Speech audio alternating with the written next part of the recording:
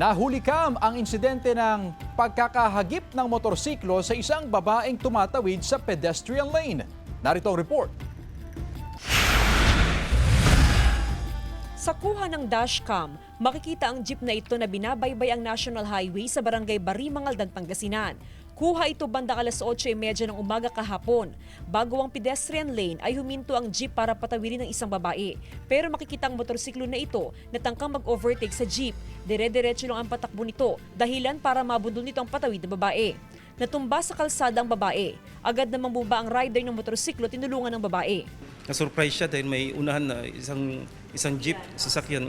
Kaya po na-surprise siya nung merong nag-overtake na motor.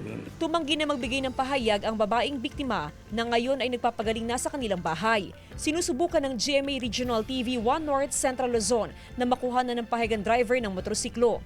Samantala, panawagan ng pulisya sa mga motorista na dahan-dahan sa pagmamaneho, lalo na kung palapit na sa pedestrian lane. Kailangan po talaga na pagdating natin ay magdahan-dahan po tayo. At sa mga tumatawid din po, dapat po i-verify po tayo kaliwat kanan. Kasama si Daryl Peralta, Jasmine Gabriel Galban, 1 North Central Luzon.